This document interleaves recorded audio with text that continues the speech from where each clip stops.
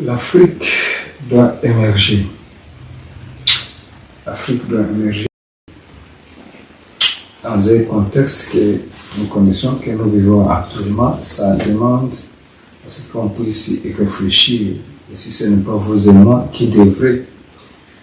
Je pense que il est grand temps, et nous devrions tous le faire, de réfléchir par rapport aux conditions de l'Afrique actuellement, dans le contexte de son évolution historique, bien sûr, aussi dans les perspectives d'avenir, compte tenu du monde actuel qui se dessine après la guerre en Ukraine, en particulier dans le contexte du multipolarisme qui s'annonce ou que certains appellent de l'éveil, que les autres appellent le nouveau désordre mondial. De toutes les façons, ce qu'on semble voir, c'est que la fin de l'histoire annoncée par l'écrivain japonais, c'était-il Fukushima ou quelqu'un d'autre, est-il que c'était un japonais, mais cette fin d'histoire-là semble ne plus être du tout la fin, parce que nous revenons dans une situation de multipolarisme. Alors, l'Afrique est le seul continent où pratiquement on meurt encore de faim. Ça, c'est un grand paradoxe. L'Afrique, c'est le continent où la majeure partie de la population vit dans la pauvreté la plus abjecte, tandis que les autres continents vivent dans l'abondance et vivent à crédit, mais sur base des ressources essentiellement africaines. Ça appelle à réfléchir.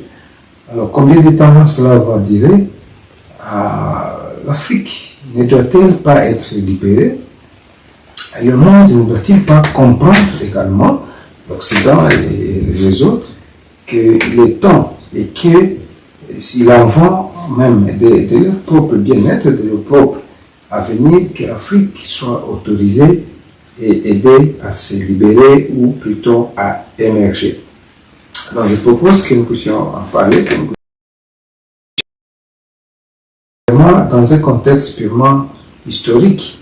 Et quand on l'aborde, on constate à prime abord que l'évolution de l'Afrique a été celle d'une histoire quand même glorieuse, parce que l'Égypte est le tout premier pays au monde à être la superpuissance, la puissance mondiale, et ça, il en va à notre crédit, contrairement à ceux qui pensent que l'Afrique n'était pas entrée suffisamment dans l'histoire. Il en va aussi sur ces registres-là de ce qu'il faut donner au crédit de la gloire africaine, les grands empires et les grands royaumes africains, le royaume du Congo, les empires Cuba, les empires du Mali, ainsi de suite. Ça, c'est quelque chose qu'il faut reconnaître à l'Afrique. Il faut aussi reconnaître à l'Afrique qui regorge encore l'homme le plus riche de tous, qui était aussi un Africain, un roi africain, ou un empereur africain. Alors, il faut évoluer pour voir que après cette histoire glorieuse, il y a une histoire plutôt honteuse, plutôt macabre de l'histoire de la vie du continent africain, qui se dégage à partir de la colonisation et de la traite négrière. Une traite dont nous connaissons les acteurs, les Arabes, les Occidentaux, et aussi l'esclavagisme qui a cédé la place au colonialisme, et nous connaissons les méfaits et les dégâts. L'un des pays qui a subi le plus de dégâts, c'est la RDC, avec autant de millions de morts pendant quelques années de colonisation. C'était atroce. Et ça, c'est une perspective. Ça, c'est plutôt un aperçu historique d'une histoire sombre, d'une partie sombre de notre histoire, suivie, bien sûr, de la lutte pour la décolonisation et ainsi que la colonisation, disons, les indépendances politiques. Les indépendances politiques qui n'ont pas été suivies de l'indépendance économique, et c'est de là que part, ou que se perpétue, en tout cas, la misère de l'Afrique. Alors, à côté de tout cela, il faut quand même pouvoir être assez perspicace pour examiner non seulement cette partie glorieuse, mais aussi la partie plutôt honteuse et macabre, la colonisation, le néocolonialisme, et être assez franc pour parler et dire qu'à ce jour, en tout cas, le colonialisme n'a pas cédé la place et que l'ordre mondial qui a suivi la Deuxième Guerre mondiale, qu'il convient d'appeler l'ordre mondial américain, parce qu'il est basé par les ordres édictés par les Américains, ordre mondial basé sur les systèmes économiques construits autour de Bretton Woods par les Américains, construit également ce même ordre mondial autour des institutions internationales proposées et dominées par les Américains. Et donc, on appelle ordre mondial américain ou parfois ordre mondial occidental à cause de la collaboration entre les Américains et les Européens à travers l'OTAN et les autres instances qui dominent. Et parce que également, c'est eux qui sont les grands bénéficiaires de la prospérité qui a découlé de tout ce qu'on appelait démocratie, de tout ce qu'on appelait multilatéralisme et tout ce qu'on a appelé économie mondiale globalisée et très financiarisée. Et avec le méfait, bien sûr, que ça cause encore une fois à l'Afrique qui est la victime. Bref, un aperçu historique de l'Afrique qui impose le constat de l'exploitation de l'Afrique par les autres. Le constat, c'est l'Afrique ne fait que la fabrique de puissance des autres. Et ça, c'est appelé à changer. Il est grand temps que ça change et nous devons amener ce changement. Et je pense que c'est là que nous devons réfléchir de façon un peu plus mature, ensemble, les sociétés civiles, les hommes d'affaires, les politiques africains, occidentaux, orientaux, de tous les 5 continents, pour être assez amoureux de nous-mêmes, pour essayer d'être assez juste à nous-mêmes, juste à l'humanité entière.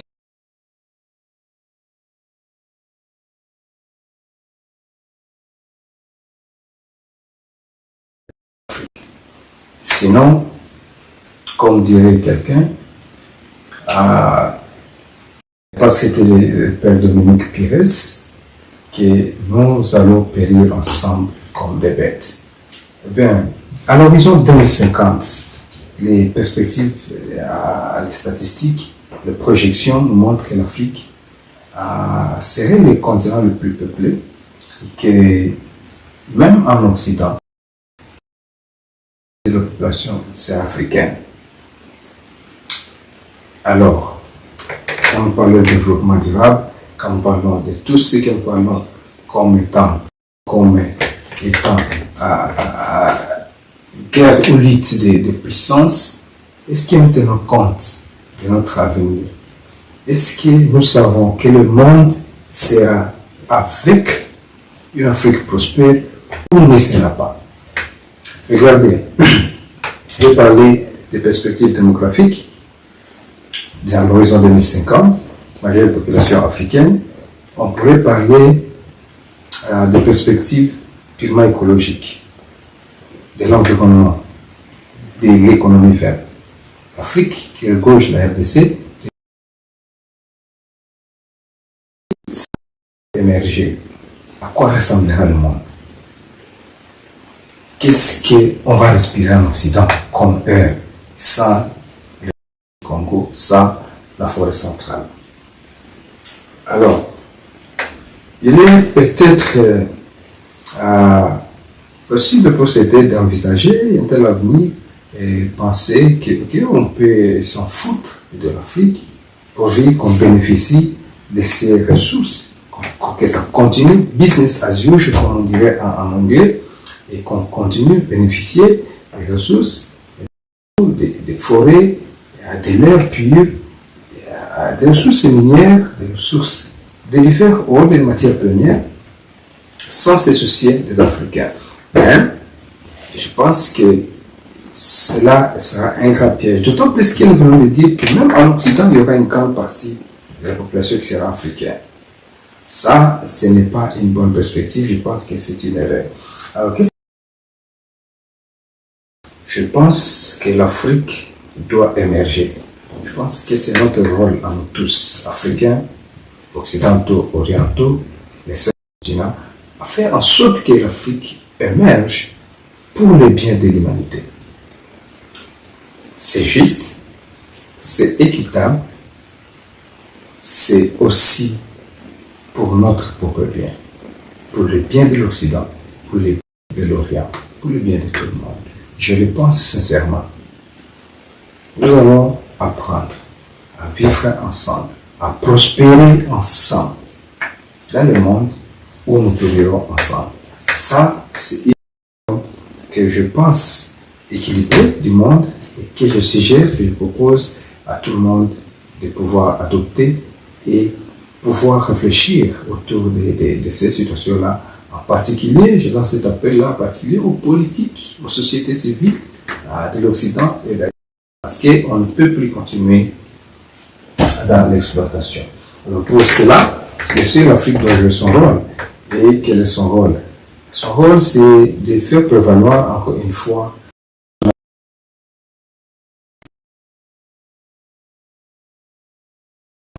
de l'énergie sur le plan de l'environnement, sur le plan des matières premières et aussi sur le plan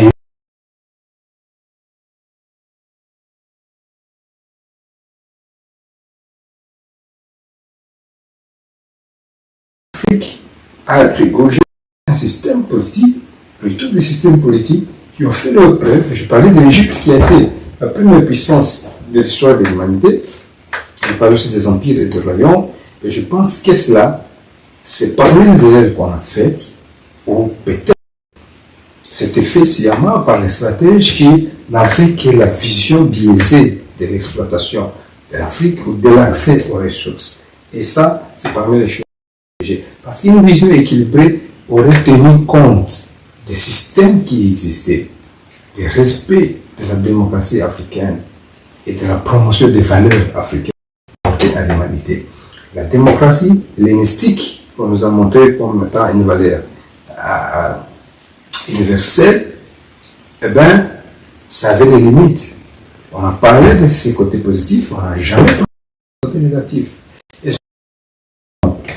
Que comment et avec quels moyens, quelles ressources les gens qui restaient dans les forums à discuter de l'avenir de la cité dans la Grèce antique, la démocratie hellénistique que nous avons tous, eh bien, ces gens-là, pendant qu'ils restaient à discuter, à parler, à parlementer autour de la démocratie, qui était en train de cultiver les champs?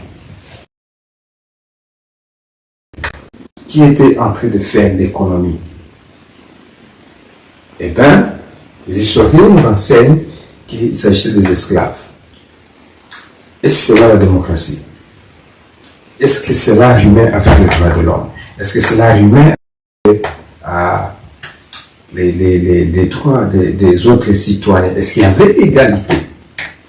Eh bien, tout cela nous appelle à dire que voilà, il faut reconnaître qu'il y a des failles, que la démocratie que nous avons inventée n'était pas du tout ce que l'on croit aujourd'hui, ce que l'on prend aujourd'hui, qu'il y avait des choses de failles, tandis que le système politique africain avait été occulté, a été exploité comme il se doit. Ça, c'est quelque chose qu'on doit mettre au compte aussi des Africains, à savoir qu'il y a des systèmes, qu'il y a des choses politiquement, culturellement, qu'il faut encore une fois apprendre de l'Afrique, qu'il faut encore valoriser de l'Afrique. Alors, ça c'est parmi les choses que les Africains vont faire. Mais attention, sur tous les plans, dans tous les 5 continents, il y a toujours des fonds Quand nous parlons de l'Union européenne, la France et l'Allemagne en constituent le moteur, constituent les têtes de locomotive. Dans l'Afrique, quelle serait la tête de la locomotive? Quel serait le moteur pour l'émergence de l'Afrique? C'est très très important. Pourquoi? Parce que sans comprendre cette question et sans y répondre, nous risquons de naviguer et de rester dans les mêmes systèmes en se cherchant et en faisant en Afrique a déjà perduré assez longtemps. Il est grand temps que les Africains comprennent et qu'ils puissent se débarrasser de ce qui fait qu'ils s'auto-sabotent. L'un de ces problèmes, c'est quoi? C'est l'élite intestine et c'est la déstabilisation de la RDC. Parce que, croyez-le ou pas, la réalité, c'est que la RDC, c'est 10 pays frontaliers. C'est une influence énorme. Alors, la chute de la RDC entraîne nécessairement 10 pays. Les 10 pays sont en contact avec d'autres. Tandis que l'influence de la RDC entraînerait avec les 10 pays automatiquement qui est aussi influencerait d'autres. Ça, c'est le plan vraiment géostratégique, géopolitique, sur le plan de la situation géographique. La RDC, c'est également le deuxième poumon du monde. C'est à peu près parmi les nations, carrément parmi les 5 pays les plus peuplés d'Afrique. C'est une grande population, c'est un grand marché. Regardez les attributs prenez les BRICS, prenez les G7, vous allez trouver que parmi les attributs, ce sont des pays qui ont un grand territoire ou qui ont une grande population. Il y a l'aspect grandeur démographique qui compte. Et puis les ressources viennent après. Regardez les raisons, je l'ai dit, c'est parce que cela constitue un grand marché, et avec un grand marché, on peut produire et on peut promouvoir une grande ou construire une grande économie. Ça, c'est purement attribué de puissance. Et ça, il ne faut pas l'oublier. Il faut aussi considérer toujours par rapport aux politiques de l'intégration africaine, que cette position géographique et cette position démographique, déjà, mettons de côté les ressources humaines, les ressources naturelles, parlons des ressources humaines et aussi du potentiel du marché et aussi du potentiel d'influence géographique pour l'intérêt de l'Afrique, bien, la RDC déjà, c'est un pays très très important pour l'Afrique. C'est un des moteurs, si pas le moteur. Le blocage de l'Afrique vient du blocage de la RDC. Le fait que la RDC ne marche pas, l'Afrique est obligée de décroître en quelque sorte, de freiner sa croissance.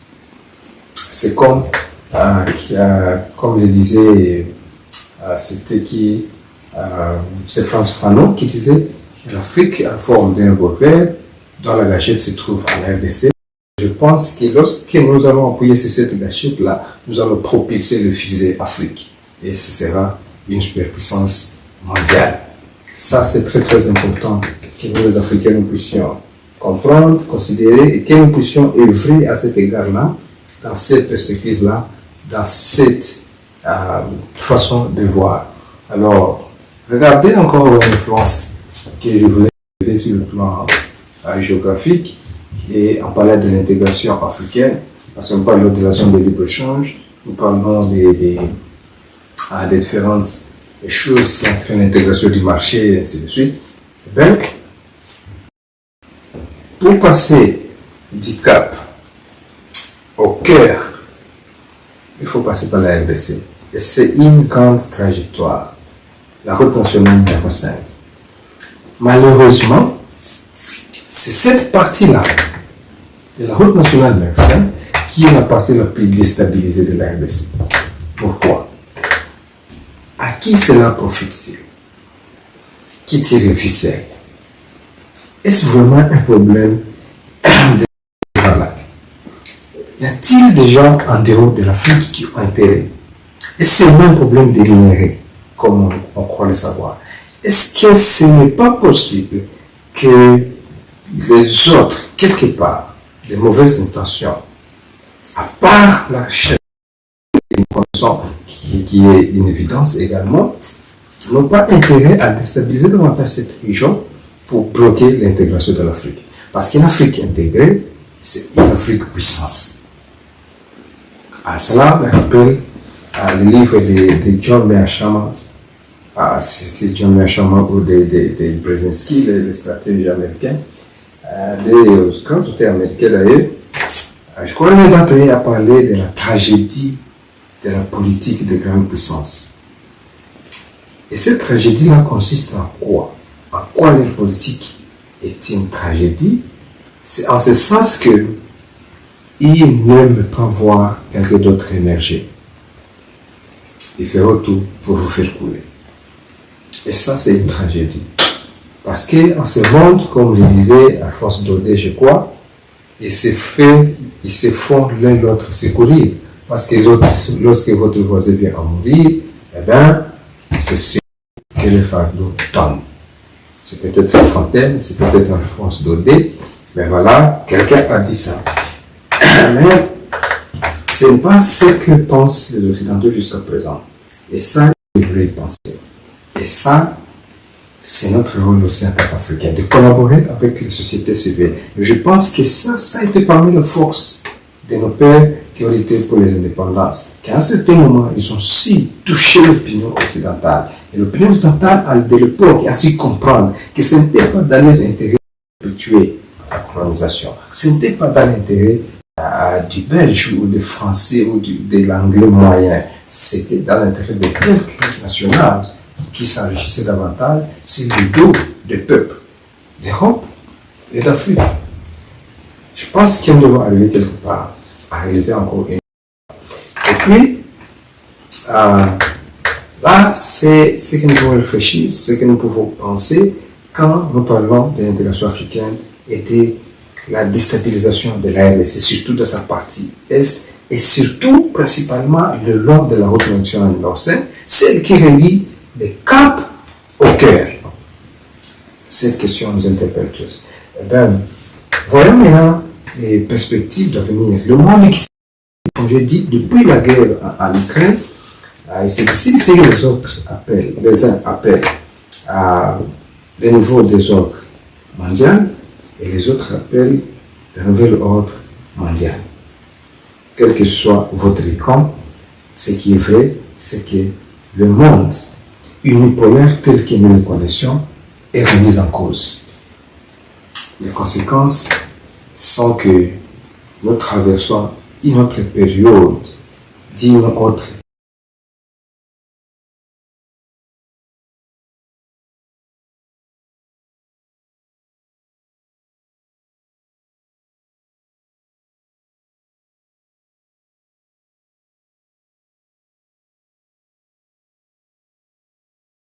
Si nous allons rentrer dans un monde unipolaire ou dans un monde multipolaire. Regardez les cartes qui se dessinent, regardez un peu les enjeux et les stratégies des uns et des autres. Vous allez trouver que, encore une fois, l'Afrique est au centre de tous les enjeux.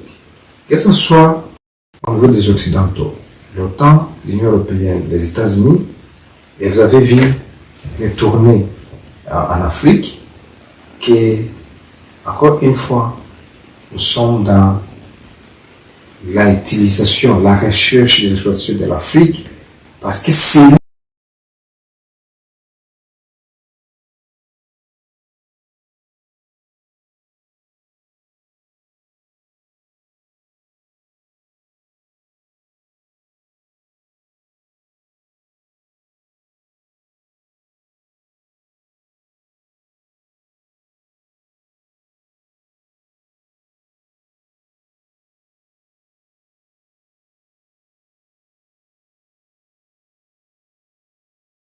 une évidence. Donc, dans tout cela, quelle est la place de l'Afrique? Que veut l'Afrique? que voulons-nous africains? Cette question-là est importante et nous ne pouvons pas la négliger, nous ne pouvons pas ne pas réfléchir, ça parce que les dirigeants, ça ne concerne pas que les politiques, ça nous concerne nous tous, comme nous le verrons dans nos entretiens de lundi. Nous allons arriver un peu, nous allons parler des rôles des différents acteurs de la société civile, des clergés, des affaires, ainsi de suite, parce que nous tous, nous aurons un rôle à jouer où nous allons subir certaines choses. Et je préfère que je puisse subir. Alors, dans cette perspective du monde qui se dessine, j'ai dit que celui qui aura l'Afrique dominera le monde. Parce que celui qui a l'Afrique pour le moment domine le monde. Donc il n'y a rien de nouveau sur les soleils, comme disait l'Ecclésiaste ou le proverbe, mais au moins, à côté de cette évidence-là, une autre évidence est que la charge de l'émergence nous incombe, nous, Africains. Et vous et moi, en tant qu'intellectuels, en tant que responsables, nous devons quelque chose.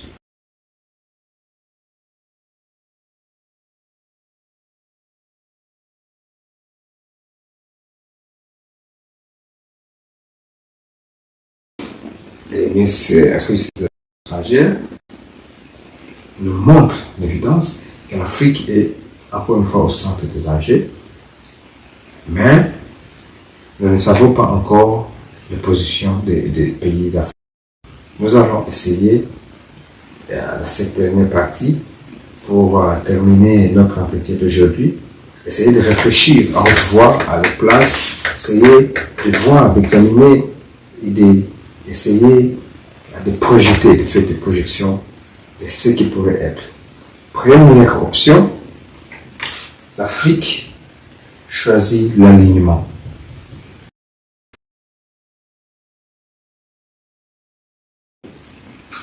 À ce moment-là, les pays africains s'alignent au côté d'une ou l'autre puissance, soit l'Occident, soit la Russie, soit la Chine. Là, nous devenons encore une fois les terrains de bataille, les champs de bataille, et nous nous mettons au service des autres. Parce que le monde tel qu'il est, c'est un monde des intérêts. Il n'y a personne derrière laquelle se ranger, s'aligner, qui est vraiment pour les intérêts de l'Afrique. Il est en Afrique pour ses propres intérêts. Et ça, c'est une option. Une deuxième option, c'est une Afrique non alignée. Ça sonne bien, ça semble éviter la première situation où on se met au service des autres, mais ça ne résout pas toute l'équation. Parce que être non aligné n'est pas du tout la panacée. Ça ne nous met pas à l'abri des influences, ça montre seulement que nous ne voulons pas prendre parti ou faire, je ne sais pas moi, équipe avec une puissance contre l'autre. Nous voulons rester au milieu. Le problème, c'est que dans l'ordre international, il y a ce qu'on appelle l'ordre mélien. Et là, il est difficile de rester neutre sans être bouffé par le plus fort, par le plus grand. Parce que vous restez un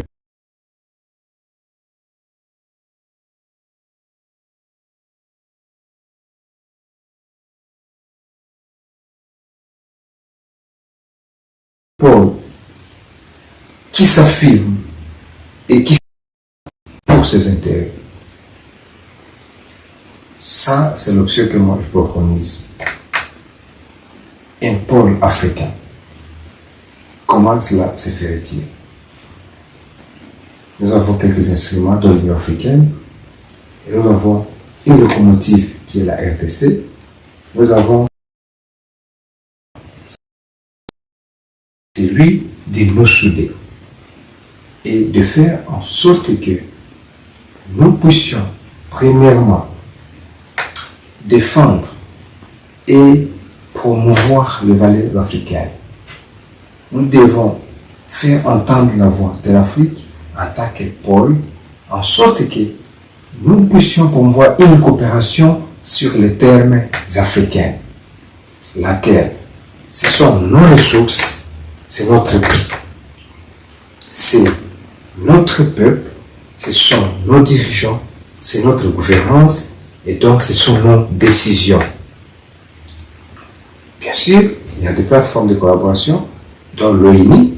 Je vous informe que les BRICS, dans leur façon de travailler, les installations, les établissements, les institutions qui sont en train de mettre en place, dont la Banque de développement des BRICS, tendent à donner une alternative ou une autre force, à part les institutions de Bretton Woods. C'est comme un autre système international alternatif qui se construit.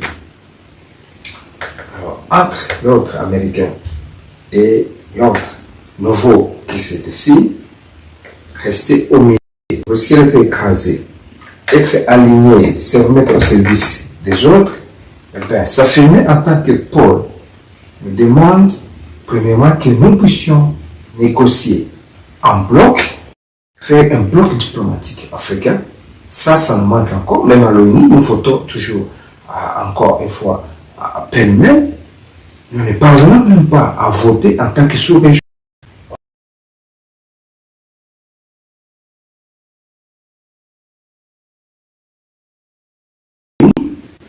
Qui est le pays de l'Afrique de l'Est, mais puisse avoir une même politique et une décision commune, une position commune pendant le vote à l'ONU, les COAS, communauté ouest-africaine, l'IGAD, ainsi de suite, et arriver à un moment où l'Union africaine peut opter des positions communes. Et ça nous permettrait, par exemple, d'avoir un veto africain à l'ONU et dans toute autre institution, dans toutes les autres institutions internationales qui existent ou qui naîtront dans cette perspective d'une guerre, d'un monde multipolaire. À défaut de cela, nous n'avons pas encore bien fait notre travail. Alors cela demande une certaine harmonisation au niveau africain, au niveau interne et au niveau de chaque pays. Nous devons arriver à construire ce bloc-là. Mais les dangers, c'est quoi? Le danger de cette période dans laquelle nous sommes, c'est que, comme j'ai mentionné déjà, les tournées que nous voyons en Afrique sont des tournées de recherche d'influence et de recherche d'achat ou lobby ou de s'acheter l'Afrique pour la mettre à sa ligne, tentative d'alignement, et ça c'est dangereux, et c'est d'autant plus dangereux que pour y arriver, les Occidentaux pourraient encore une fois soutenir des dictatures, soutenir des pouvoirs à l'insu des peuples, pour déjà là, soit à leur sol. Nous l'avons vécu en Afrique, pendant qu'on chantait démocratie, pendant qu'on parlait de valeurs universelles, on soutenait en même temps des gens. Le pouvoir de Mobutu au Zaïre, actuel RDC, était fondé en grande partie sur le soutien occidental du fait qu'il devait constituer un socialiste, vu à l'Est, le Burundi, le Rwanda, la Tanzanie, le Kenya, d'autres pays plutôt favorables au socialisme, avec le président Nyerere, Kwame Nkrumah et arrière à l'Ouest, et Mobutu au milieu devait barrer la route à cette influence socialiste pour ne pas effectuer le centre et les noms des partis francophones de l'Afrique qui étaient plutôt favorables à la France et à l'Occident en général. Mobutu ne l'a pas compris, a cru qu'il avait encore le soutien occidental après la chute du mur de Berlin.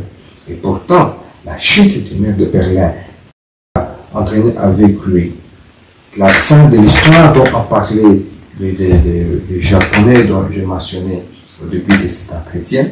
Eh bien, il n'y avait plus de Mobutu parce qu'ils ne veulent plus de cause. Alors, ça c'est le danger que nous courons.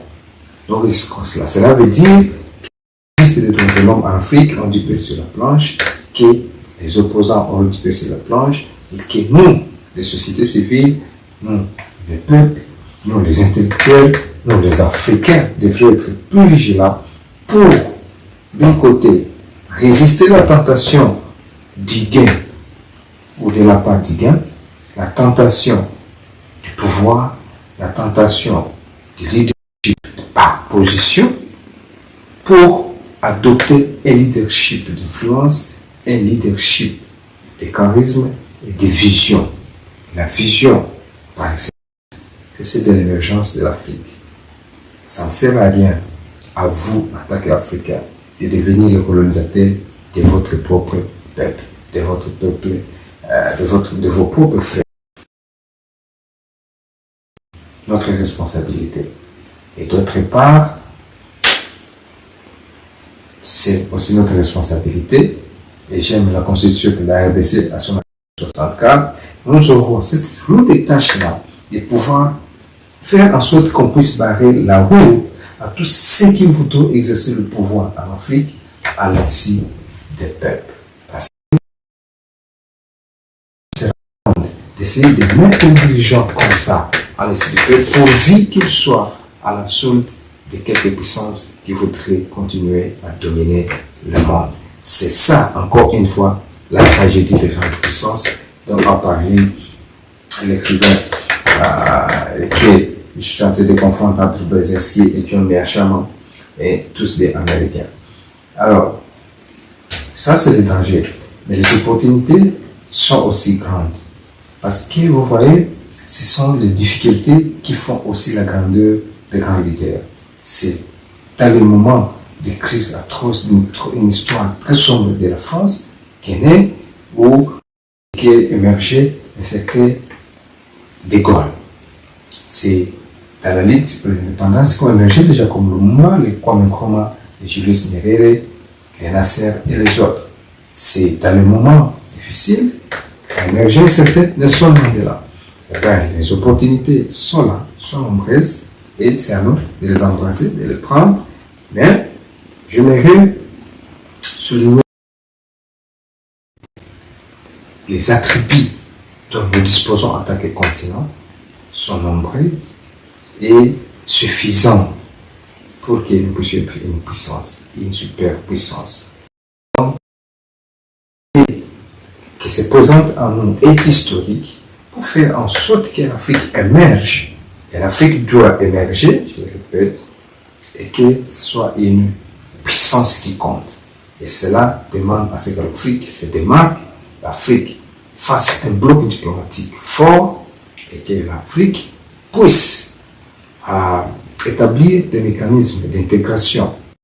Et c'est là que j'aimerais encore une fois interpeller les dirigeants africains, en particulier les voisins de la RDC, pour comprendre que ce n'est pas dans leur intérêt de continuer à déstabiliser la RDC. Et les autres pays africains, pour comprendre que c'est leur devoir de faire tout ce qui est dans leur pouvoir pour faire en sorte que la RDC soit libérée, parce qu'elle est au centre et nous ne parviendrons pas à intégrer le cœur au Cap sans passer par la RDC. L'un des problèmes de l'Afrique pour le moment, c'est les moyens de transport. Et les transports aériens coûtent cher. Il faut développer des trains, il faut développer les voies maritimes, il faut développer les voies routières. Et cela passe nécessairement par la RDC. Ça, c'est très important.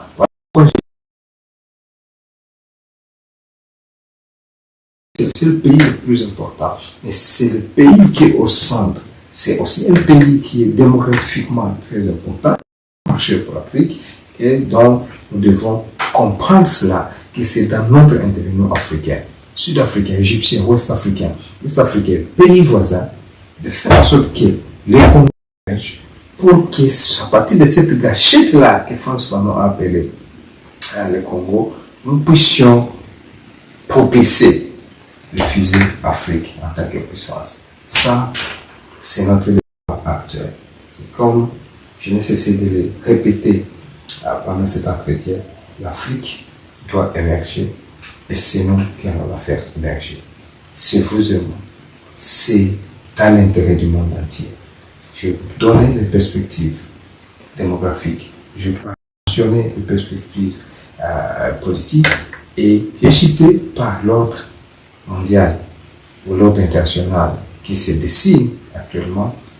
Et je vous exhorte que l'Afrique doit émerger. Merci beaucoup.